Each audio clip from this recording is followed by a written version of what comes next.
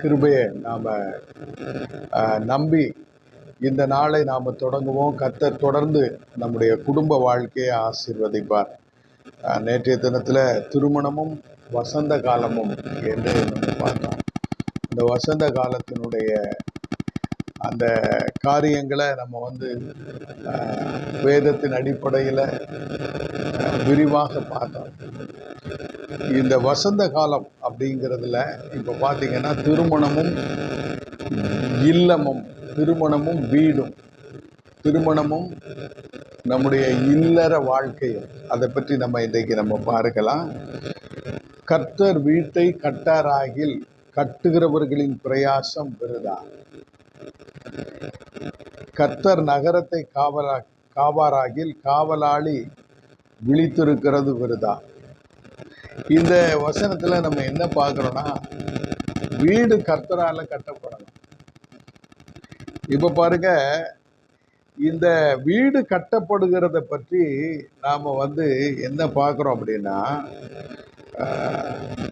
கர்த்தருக்கு பயந்து 128ஆம் சங்கீதம் 1ஆம் வசனம் அப்படி சொல்லுது. கர்த்தருக்கு பயந்து அவர் வழிகளில் நடக்கிறவன் எவனோ அவன் பாக்கியவான். இங்க இல்லறம் அப்படின்னா, அதாவது திருமணம் என்றால் கட்டாயம் ஒரு வீடு இருக்கும், அடிப்படை தேவைகள் இருக்கு. திருமண வாழ்க்கைக்கு அடிப்படையான தேவை. திருமணம் முடிஞ்ச உடனே அந்த அடிப்படை தேவைகள் அவர்களுக்கு பெற்றோரால் வழங்கப்படுகிறது. அவர்களுக்கு என்ன கொடுக்கப்படுகிறதுனா, ஒரு வீடு, அப்புறம் அந்த இல்லற வாழ்க்கைக்கு தேவையான உணவு, உடை, இவைகளெல்லாம் ஆண்டவருக்கு அவருடைய பெற்றோர் மூலமாக ஆண்டவர் அதை கொடுக்கிறார். இப்போ நம்ம பார்க்கிறோம், வீடு மிக மிக அவசியமானது. இப்போ நீங்க பார்த்தீங்கன்னா நீதிமொழிகள்ல ஒரு வசனத்தை நம்ம பார்க்கலாம். புத்தியுள்ள ஸ்திரீ தன் வீட்டை கட்டுகிறாள் அப்படின்னு வேதம் சொல்லுகிறது. அங்கே 11ஆம் அதிகாரத்துல நீங்க பார்த்தீங்கன்னா, புத்தியுள்ள ஸ்திரீ தன் வீட்டை கட்டுகிறாள், புத்தி இல்லாத ஸ்திரீயோ தன் கைகளால் அதை இடித்து போடுகிறாள். 14:1. புத்தியுள்ள ஸ்திரீ தன் வீட்டை கட்டுகிறாள், புத்தி இல்லாத ஸ்திரீயோ தன் கைகளினால் அதை இடித்து போடுகிறாள். அப்போ வீடு தினமும் கட்டப்படுகிறது, வீடு தினமும் கட்டப்படுகிறது. வீடு கர்த்தரால் கட்டப்படுகிறதுன்னு நம்ம சங்கீதத்துல வாசிக்கிறோம். 127:1 வீடு கர்த்தர் வீட்டை கட்டாராகில் அப்படின்னு இருக்கு. அப்போ இல்லற வாழ்க்கையில குடும்ப வாழ்க்கைய அல்லது திருமண வாழ்க்கைய துவங்கும் போது, ஒரு தம்பதி துவங்கும் போது, இப்போ எங்களுக்கு எனக்கு வயது 65, என்னுடைய மனைவிக்கு வயது 57 வயது. பார்த்தீங்கன்னா, எங்களுடைய திருமண வாழ்க்கை கிட்டத்தட்ட ஒரு 35 ஆண்டுகள் நாங்கள் இல்லற வாழ்க்கையில், 36 ஆண்டுகள் இல்லற வாழ்க்கையில் ஈடுபட்டு கொண்டிருக்கிறோம். அப்போ திருமண வாழ்க்கைங்கிறது தினமும் கட்டப்படுகிற ஒன்று. இங்க புத்தியுள்ள ஸ்திரீ அப்படின்னா, ஒரு வீட்டை கட்டுகிறது யார் அப்படின்னா கணவனும் மனைவியும். குறிப்பா பெண்கள் தான் அந்த வீட்டை கட்டுறாங்க. இப்போ திருமண வாழ்க்கையினுடைய அந்த அஸ்திபாரம், அதனுடைய அஸ்திபாரம் என்றால் என்னன்னா, அந்த குடும்ப வாழ்க்கையில மிக அடிப்படையானது அப்படின்னு நம்ம பார்க்கும்போது பெண்கள், மனைவி தான் அடிப்படையானது. ஏன்னா மனைவி கணவனோடு இணைகிறாள் அல்லது கணவன் மனைவியோடு இணைகிறான் என்று நம்ம திருமணத்துல நம்ம அதை விளக்கமா சொல்லலாம். திருமணம் என்றால் என்ன? கணவன் மனைவி இணைதல், இருமனம் ஒரு மனமாதல். அப்போ அவர்கள் 2 கைகள் 4 கைகளா மாறுது. இந்த 4 கைகள் அனுதினமும் பணிகளை செய்கிறது. இப்போ இல்லற வாழ்க்கையில ஆண்டவர் கணவனுக்கும் மனைவிக்கும் வெவ்வேறு விதமான பொறுப்புகளை வைத்திருக்கிறார். வெவ்வேறு விதமான பொறுப்புகள். எப்படின்னா, கணவன் வந்து ஒரு படருகின்ற கொடிக்கான ஒரு ஒரு கோல், மனைவி வந்து ஒரு கொடி. அவளை குறித்து வேதம் என்ன சொல்லுகிறது?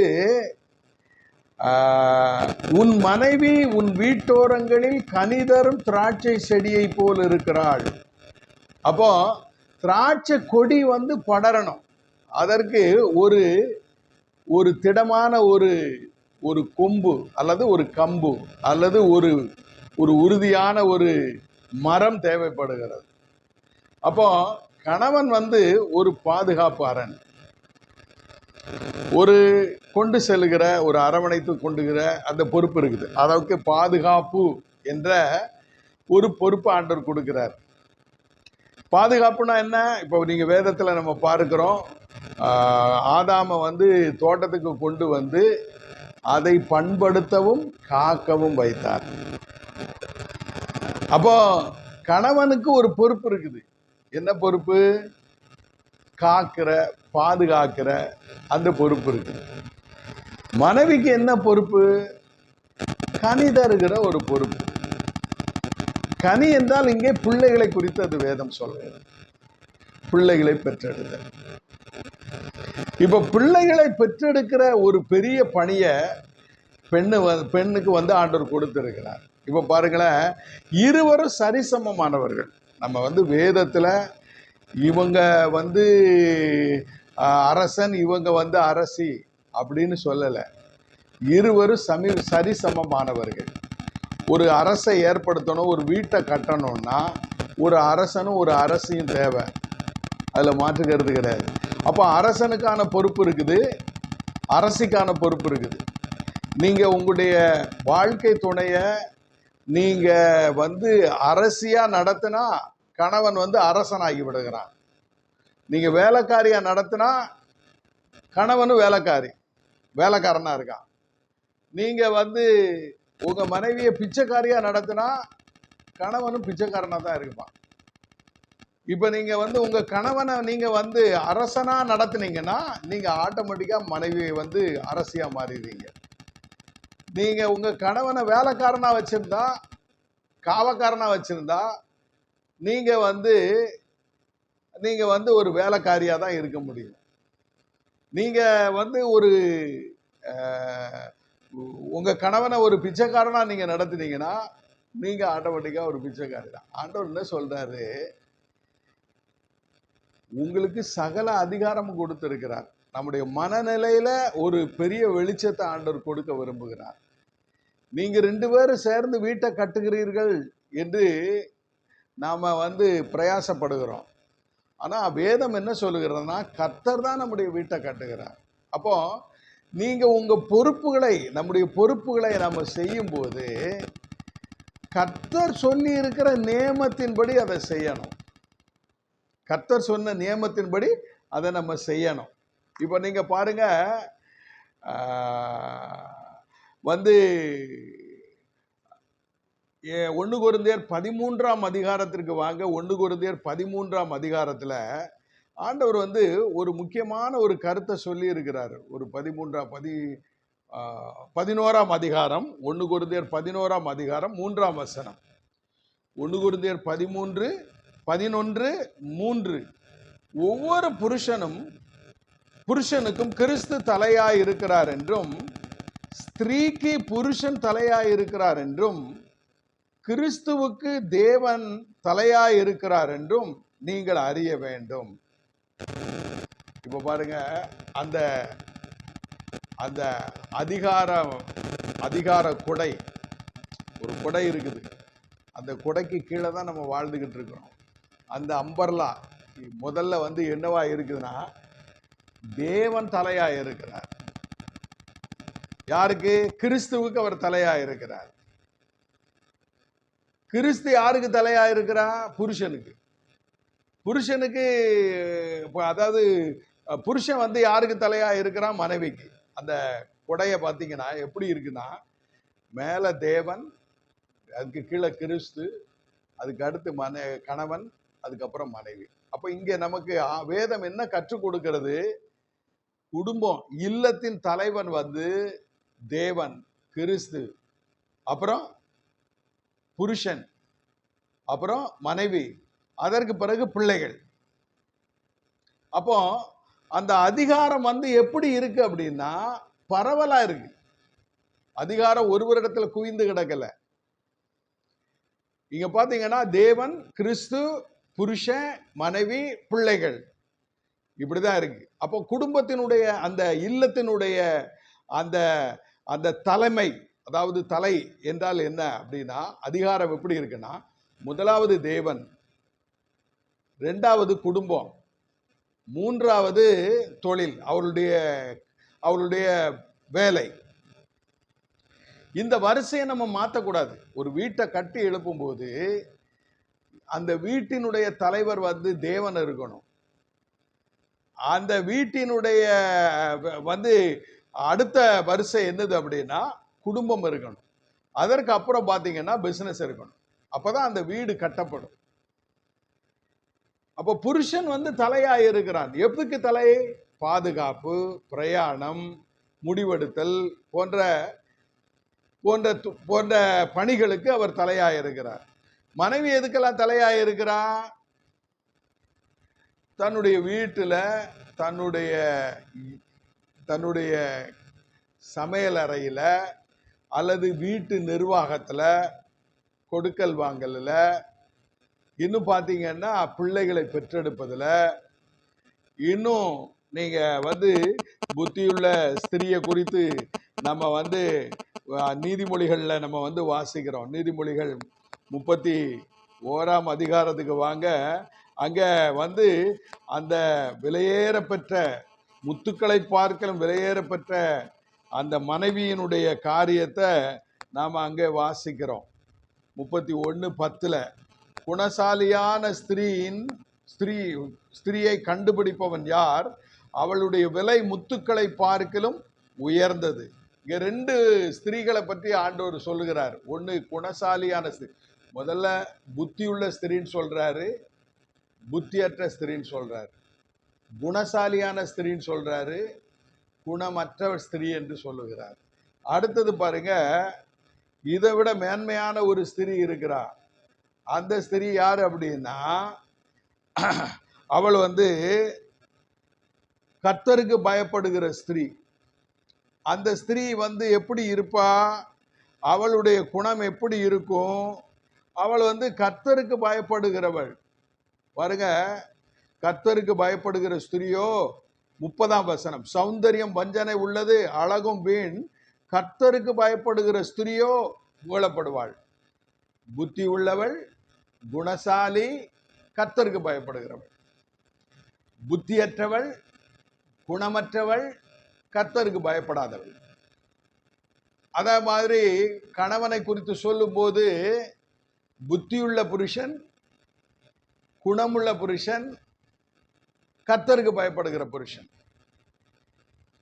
இன்னைக்கு பாத்தீங்கன்னா வேதம் சொல்லுகிறது, அநேகம் குணசாலிகளான ஸ்திரீகளை நான் கண்டாலும் கர்த்தருக்கு பயப்படுகிற 29ஆம் வசனம், அநேகம் பெண்கள் குணசாலிகளா இருந்தும் அப்படின்னு சொல்லியிருக்கு.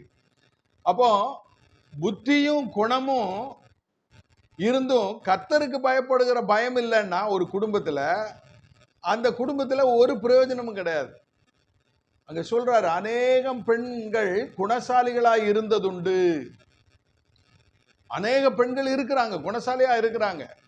ஆனா மிக உச்சகட்டமானது என்னது அப்படின்னா கர்த்தருக்கு பயப்படுதல். இப்போ கர்த்தருக்கு பயப்படுகிற ஸ்திரீ எப்படி இருப்பா அப்படின்னா, அவளுக்கு வந்து தலை வந்து தேவன், அதாவது புருஷன், கிறிஸ்து, தேவன். இந்த ஒரு மனநிலையில இருப்பா. இந்த மனநிலைய அவங்க விட்டு விடுகிறதில்லை. நீங்க பாருங்க, திருமண இல்லத்துல வசந்த காலம் வந்து தொடர்ந்து இருக்கணும்னா கிறிஸ்து அந்த வீட்டிற்கு தலைவனாக இருக்கணும், புருஷன் அந்த வீட்டுக்கு தலைவனாக இருக்கணும், தேவன் வந்து அந்த வீட்டுக்கு தலைவனாக இருக்கணும்.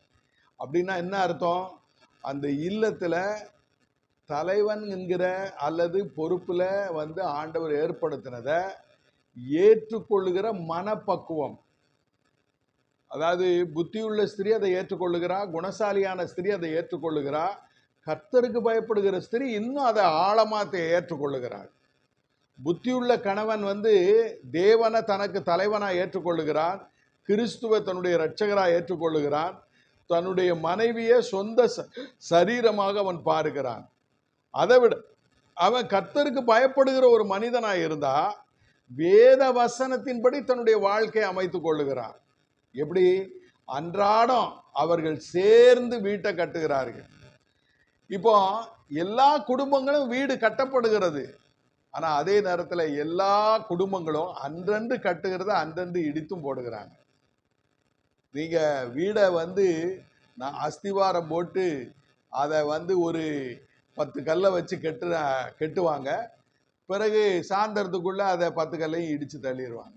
ஒரு சின்ன சண்டை வரும், ஒரு சின்ன மனஸ்தாபம் வரும், ஒரு சின்ன உரசல் வரும்.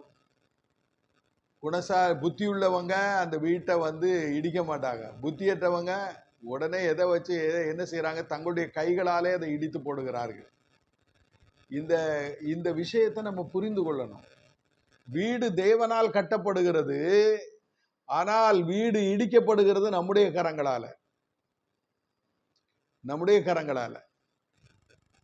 அதாவது கணவன் மனைவியுடைய பிரயாசம் வந்து நல்லதுதான். ஆனா புத்தியற்ற விதத்துல தங்களுடைய வீட்டை அவர்கள் அனுதினமும் இடித்து போடுகிறார்கள். பாருங்க, அந்த வீடு முடிக்கப்படாமலே வாழ்ந்து கொண்டு இருக்கிறார்கள், திறந்த வெளியிலே வாழ்ந்து கொண்டு இருக்கிறார்கள். வேதம் என்ன சொல்லுகிறது? நீங்க கர்த்தருக்கு பயப்படுகிறவளா இருந்தா உங்களுடைய பொறுப்புகளை உணர்ந்து செயல்படுவீங்க. இப்ப பாருங்க, மனைவி வந்து வீட்டுக்கு ஆகாரம் அளிக்கிறாள். அவளை பற்றி வேதம் என்ன சொல்லுகிறது? அவள் வந்து தன்னுடைய வீட்டிற்கு ஆகாரம் அளிக்கிறாள். பாருங்க, 15ஆம் வசனம் 31, நீதிமொழிகள் 31:15. இருட்டோட எழுந்து தன் வீட்டாருக்கு ஆகாரம் கொடுத்து தன் வேலைக்காரிகளுக்கு படி அளக்கிறாள்.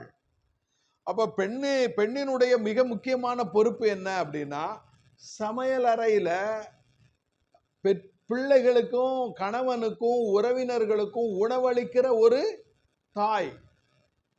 அப்போ ஒரு மனைவி வந்து அவளுடைய ஸ்தானம் என்ன? அவள் தாயானவள், கணவன் தந்தையானவன். யாருக்கு? புருஷனுக்கும் தாயானவள், கணவனுக்கும் அதாவது மனைவிக்கும் வந்து தந்தையானவன். ஒரு கணவன் வந்து மனைவியை எப்படி பார்க்கணும்? தன்னுடைய முதல் மகளா பார்க்கணும். ஆதாமுக்கு ஏவாள் வந்து முதல் மகள். அது தேவனால் அளிக்கப்பட்ட அந்த உறவு. அது நீங்க உங்களுடைய முதல் மகளை, அதாவது உங்க குழந்தைய நீங்க எப்படி நேசிக்கிறீங்களோ அப்படியே உங்களுடைய துணையை நேசிக்கணும். உங்க குழந்தைய நீங்க நேசிக்கிறது எப்படின்னா, இருவரும் சேர்ந்து அதை பெற்றெடுக்கிறோம். அதை அந்த பிள்ளையின் மேல நம்ம 2 பேருடைய அன்பையும் ஊற்றுகிறோம். ஆனால் திருமண உறவுல வீடு கட்டப்படணும்னா கணவன் மனைவி 2 பேரும் ஒருவரை ஒருவர் சில காரியங்களில் நாம வந்து ஒரு குழந்தைய போல பாவிக்கணும். அப்போ மனைவிக்கு உரிய பாதுகாப்பை கணவன் மிக நேர்த்தியா வழங்கணும். மனைவிக்குரிய பொறுப்புகளை மனைவி சரியா செய்யணும்.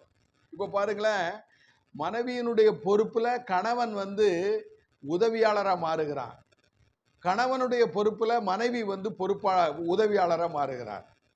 இப்போ பாதுகாப்பு என்று வரும்போது, உழைப்பு என்று வரும்போது, வருமானம் என்று வரும்போது கணவன் வந்து அங்கே தலைவனாக இருக்கிறான், மனைவி உதவியாளர் மாறுகிறார். இங்கே வீட்டில் உணவளித்தல், அந்த கொண்டு வந்த பணத்தை அதை வந்து கையாளுதல், அதை பகிர்ந்து கொடுத்தல், பிள்ளைகளை பெற்றெடுத்தல், அதை 10 மாதம் சுமந்து வயிற்றில் பெற்றெடுத்தல், இந்த பொறுப்புன்னு வரும்போது மனைவி அங்கே தலைவியாய் இருக்கிறாள், கணவன் அங்கே உதவியாளராய் மாறுகிறார். அப்போ பொறுப்புகள் வந்து இல்லற வாழ்க்கையில மாறிக்கிட்டே இருக்கும்.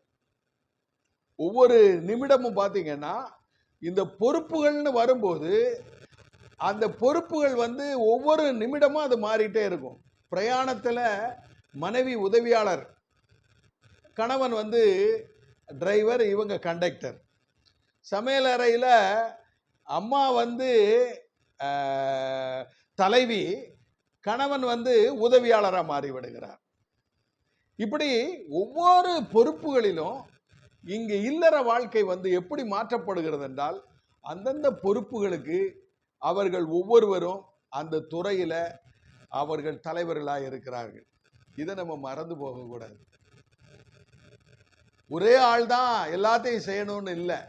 இருவரும் பகிர்ந்து ஒருவருக்கொருவர் தலையாகவும் உதவியாளராகவும் அந்த இல்லற வாழ்க்கையில பொறுப்புகளை பகிர்ந்தளித்து அதுல வந்து யாரு வந்து அதிகாரி யாரு வந்து பணியாளர் அப்படிங்கிற நிலை இல்லை.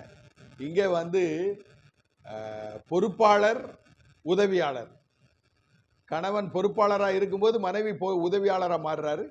மனைவி பொறுப்பாளர் ஆகும்போது கணவன் வந்து உதவியாளராக மாறுறார். பாருங்க, பிள்ளைய பெற்றெடுக்கிறதுல மனைவியினுடைய பங்கு என்ன? கணவனுடைய, அதாவது தன்னுடைய பிள்ளைய வயிற்றுல சுமக்கிறா. ஆனா கணவன் வந்து மனைவியை நெஞ்சில சுமக்கணும். உங்களுக்கு புரியுதா? நீங்க மனைவி வந்து குழந்தையை 10 மாதம் கருத்தரித்து அதை தன்னுடைய வயிற்றிலே சுமக்கும் போது அவள் ஒரு நிலம் போல கணவனுடைய வித்தை தன்னுடைய கற்ப பையில அவள் சுமக்கிறாள். அப்போ அந்த காலத்துல மனைவி தான் அந்த அந்த துறையில அவள் வந்து தலைவியா இருக்கிறாள். கணவன் வந்து என்ன செய்யறான்? அவளுக்கு உதவியாளரா போகிறான். எப்படி உதவியாளரா போகிறான்? மனைவி வந்து குழந்தைய கருவில சுமக்கிறாள், கணவன் அவளை நெஞ்சில சுமக்கணும். அப்போ மனைவியை சுமந்தா பிள்ளைகளையும் சுமக்கிறான். இந்த இந்த அண்டர்ஸ்டாண்டிங் வந்து நமக்கு இருக்கணும். கணவன் மனைவிக்குள்ள அது வந்து இருந்தா அந்த இல்லறத்துல சுகம் உண்டாகும், அந்த இல்லறத்துல சமாதானம் இருக்கும். இந்த இல்லறத்துல வந்து பாத்தீங்கன்னா மகா பெரிய சந்தோஷமும் மகிழ்ச்சியும் அங்க இருக்கும். ஸோ உதவுதலும் அரவணைத்தலும் நம்ம வந்து பங்கெடுத்தலும் நம்முடைய இல்லற வாழ்வை நம்ம கட்டி எழுப்புகிறோம். நம்முடைய வீட்டை கொஞ்சம் கொஞ்சமா கட்டி எழுப்புகிறோம். நாம வந்து மிக அழகான வீட்டை கட்டி எழுப்பிடுவாங்க. பணம் இருந்தால், செல்வம் இருந்தா நேர்த்தியான வீட்டை, விலை உயர்ந்த வீட்டை, ஒரு பெரிய மாளிகையை கட்டி எழுப்பிடலாம். ஆனா சமாதானத்தை கொண்டு வர முடியாது, இன்பத்தை கொண்டு வர முடியாது, மகிழ்ச்சியை கொண்டு வர முடியாது. அது எப்படி கொண்டு வர முடியும்? கர்த்தர் வீட்டை கட்டணும். புத்தியுள்ள ஸ்திரியா இருந்து குணசாலியா மாறி கர்த்தருக்கு பயப்படுகிற ஸ்திரியா மாறணும். புத்தியுள்ள புருஷனா இருந்து குணசாலியான புருஷனா இருந்து கர்த்தருக்கு பயப்படுகிற புருஷனா மாறணும். ஏன்னா ஏதேனில ஆதி பிதா, ஆதி பெற்றோர், ஆதி கணவன் மனைவி வந்து பாவத்தினால வீழ்ந்ததுனால இந்த புத்தியுள்ள கணவன், புத்தியுள்ள மனைவி, குணசாலியான புருஷன், குணசாலியான மனைவி, அப்புறம் பாருங்க ஒரு கர்த்தருக்கு பயப்படுகிற ஒரு புருஷன், கர்த்தருக்கு பயப்படுகிற ஸ்திரீ, பெண், மனைவி வந்து இல்லாம போயிட்டு, இப்போ கிறிஸ்து நமக்கு தலையா இருந்தா, தேவன் நமக்கு தலையா இருந்தா, நம்முடைய வாழ்க்கையில இந்த 3 காரியங்களும் இருக்கும். என்னது இருக்கும்? புத்தி உள்ளவராய் நடந்து கொள்ளுவோம், குணமுள்ளவர்களாய் நடந்து கொள்ளுவோம், கர்த்தருக்கு பயப்படுகிறவர்களாய் நடந்து கொள்வோம். அப்ப நீங்க புத்தியுள்ள ஒரு மனிதனா, மனுஷியா, அல்லது புத்தியுள்ள கணவனா மனைவியா நீங்க செயல்படணும்னா வேதம் தான் ஆதாரம். நீங்க வேதத்துக்கு வராம உங்க வாழ்க்கையில நீங்க ஒரு நித்தியமான சந்தோஷத்தை பெற்றுக்கொள்ள முடியாது. ஒருவேளை நாம வந்து பொருட்களை வாங்கும் போது, உடைமைகளை வாங்கும் போது, நமக்கு நம்முடைய வாழ்க்கையில சில புதியவைகளை நாம பெறும்போது மகிழ்ச்சி இருக்கும். அது வந்து சிற்றின்பம். இப்ப கணவனும் மனைவியும் பாலுறவை ஈடுபடும் போது அது ஒரு சிற்றின்பம். பேரின்பம் எதுல இருக்கு? புத்தியுள்ள ஸ்திரீ, குணசாலியான ஸ்திரீ, அப்புறம் கர்த்தருக்கு பயப்பட ஸ்திரீ. புத்தியுள்ள மனுஷன், குணசாலியான குணமுள்ள மனுஷன், அப்புறம் கர்த்தருக்கு பயப்படுகிற மனுஷன். இந்த இந்த முகங்கள் வரும்போது மட்டும்தான் நம்ம நித்தியமான சந்தோஷத்தை பெற்றுக் கொள்ளுகிறோம். பிரியமானவர்களே, இந்த காலை வேளையில நமக்கு வேதம் எப்படிப்பட்ட திருமண அஸ்திபாரத்தை வைத்திருக்கிறது பாருங்க. இன்னைக்கு பாருங்க, புருஷன் வியாபாரம் பண்ணுகிறதுல அல்லது பணம் பண்ணுகிறதுல பெரிய கெட்டிக்காரனா இருப்பான். அதான் தோல்வியான ஒரு இல்லற வாழ்க்கை. அலுவலகத்துல மிக சிறந்த நிர்வாகியா இருப்பான், ஆனா வீட்டுல அவன் எலியை விட மோசமா இருப்பான். அலுவலகத்துல சிங்கம் போல இருப்பான், வீட்டுல புலி போல, வீட்டுல வந்து எலி போல வாழ்ந்து கொண்டிருப்பான். ஏன் இன்றைக்கு வீதிகள் தோறும் மதுக்கடைகள் வந்து ரொம்ப வேகமா பிஸியா நடந்துகிட்டு இருக்கு? இல்லற வாழ்க்கையில துன்பத்தை அனுபவிக்கிறவங்க தான் இந்த இந்த மதுக்கடைகளுக்கும் கேளிக்கை ஸ்தலங்களுக்கும் போவாங்க. ஏன் சமாதானத்தை தேடி 2 மணி நேரம் போய் நான் சினிமா பார்த்துட்டு வரேன், இல்ல நான் வந்து எனக்கு டெய்லி இந்த மதுவை குடிச்சாதான் எனக்கு நிம்மதி, இல்லைன்னா நான் வீட்டுக்கே போக முடியாது, வீட்டுக்கு போக முடியாம வீதியில விழுந்து கிடக்குறாங்க. விலை உயர் நல்ல படிப்பு படிச்ச டாக்டர்ஸ், இன்ஜினியர்ஸ் போன்றவர்கள் கூட இன்றைக்கு மதுவுக்கும் கேளிக்கைகளுக்கும் அடிமையா இருக்கிறாங்க. என்ன காரணம்? அந்த வீட்டுல கிறிஸ்து இல்லை, அந்த வீடு கிறிஸ்துவால, அதாவது தேவனால கட்டப்படலை. அங்கே புத்தி, அந்த சூழ்நிலைகளில புத்தியாய் நடந்து கொள்ள முடியல, குணமா நடந்து கொள்ள முடியல, கர்த்தருக்கு பயப்படுகிற பயம் அங்க இல்லை. இந்த காலை வேளையில கணவன் மனைவி அவரவர் பொறுப்புகள் வந்து பகுத்து கொடுக்கப்படுகிறது. இந்த பொறுப்புகள்ல அந்த கணவன் வந்து தலைவனா இருப்பான், மனைவி உதவியாளரா இருப்பான். மனைவி தலைவனா இருக்கும்போது கணவன் வந்து உதவியாளரா இருப்பார். இந்த ஒரு ஒரு ஒரு அடிப்படை பகுத்தறிவு நமக்கு இல்லைன்னா இல்லறத்துல நாளும் நம்ம வந்து போராடி தான் ஆகணும். பிரியமான தேவனுடைய பிள்ளைகளே, தேவன் நமக்கு இந்த மகத்துவங்களை வைத்திருக்கிறார். இப்ப நானே சில காரியங்களை புத்தியா செய்கிறேன். புத்தி உள்ளவன் கைகள் ஆஸ்தியை சேகரிக்கும். அப்ப புத்தி தான் சிறந்ததுன்னு மனிதர்கள் இன்னைக்கு இருக்கிறாங்க. புத்திக்கு மேல ஒண்ணு இல்லை அப்படின்னு நினைக்கிறாங்க.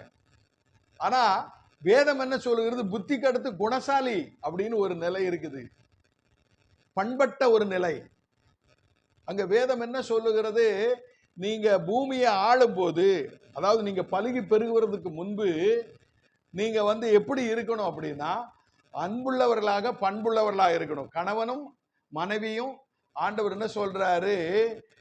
பி ஃப்ரூட்ஃபுல் அப்படின்னா என்ன?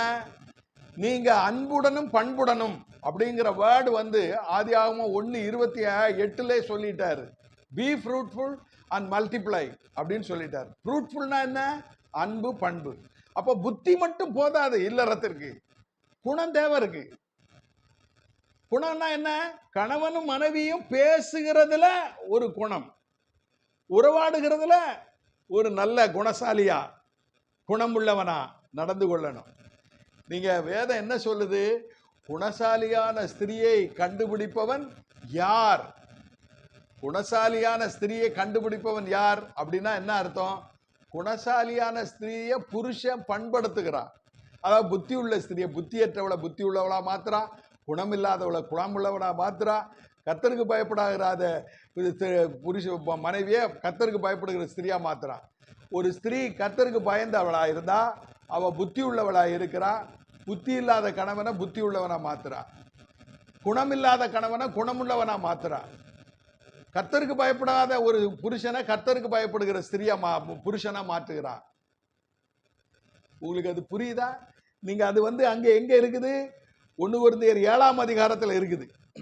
1 கொரிந்தியர் 7ஆம் அதிகாரத்துக்கு வாங்க, நமக்கு நேரம் ஆயிட்டு. அந்த ஒரு வசனத்தை மாத்திரம் பாருங்க. 1 கொரிந்தியர் 7ஆம் அதிகாரத்துல நீங்க அங்க வந்து பாருங்க, அங்க சொல்லி இருக்கிறாரு. என்ன சொல்றாரு நீங்க பாருங்க.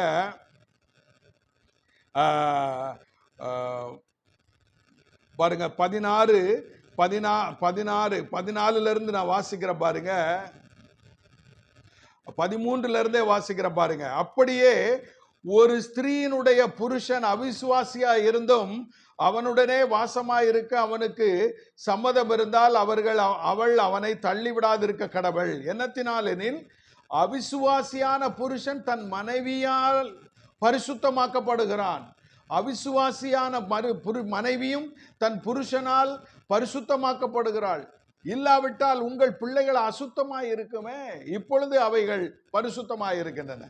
ஆகிலும் அவிசுவாசி பிரிந்து போனால் பிரிந்து போட்டோம். இந்த பாருங்க, மனைவி 16ஆம் வசனம் பாருங்க. மனைவியானவளோ நீ உன் புருஷனை ரட்சிப்பாயோ அல்லவோ? உனக்கு எப்படி தெரியும்? புருஷனே நீ உன் மனைவியை ரட்சிப்பாயோ அல்லவோ? உனக்கு எப்படி தெரியும்? தேவன் அவனவனுக்கு பகிர்ந்தளித்தது எப்படியோ, கர்த்தர் அவனவனை அழைத்தது எப்படியோ, அப்படியே அவனவன் நடக்க கடவன். எல்லா சபைகளிலையும் இப்படியே திட்டம் பண்ணுகிறேன். இப்ப பாருங்க, குணசாலியான ஸ்திரீ, அதாவது புத்தி இல்லாத ஸ்திரீ புத்தியுள்ள ஸ்திரியா மாற்றப்படுகிறாள். குணசாலியான ஸ்திரீ குணமில்லாத ஸ்திரீ குணசாலியா மாற்றப்படுகிறாள். கர்த்தரை அறியாத ஸ்திரீ கர்த்தரை அறிந்து கொள்கிறாள். யாரால? கணவனால. ஒரு கர்த்தருக்கு பயப்படுகிற ஒரு கணவனால, ஒரு புத்தி உள்ள கணவனால, ஒரு குணசாலியான கணவனால மனைவி மாற்றப்படுகிறாள். அதே நேரத்துல மனைவியும் பாருங்க, கர்த்தரை அறிந்தவளா இருந்தா, அவ புத்தி உள்ளவளா இருந்தா, குணசாலியா இருந்தா, தன்னுடைய கணவனை ஆதாயப்படுத்திக் கொள்ளுகிறார். எப்படி இருக்கு பாருங்க இல்லற வாழ்க்கை. இல்லறத்துல, அதாவது ஒரு வீடு கட்டப்படுகிறது எப்படி கட்டப்படுகிறது பாருங்க. இன்னைக்கு உலகத்துல பொருளையும் பொன்னையும் தேடி சம்பாத்தியம் பண்ணுகிற திறமையான கணவன் மனைவிகள் இருந்தாலும் சமாதானம் இல்லாமல் போறதுக்கு காரணம் என்னன்னா, கர்த்தர் வீட்டை கட்டல. அவருடைய அஸ்திபாரம் வேதத்துல இல்லை.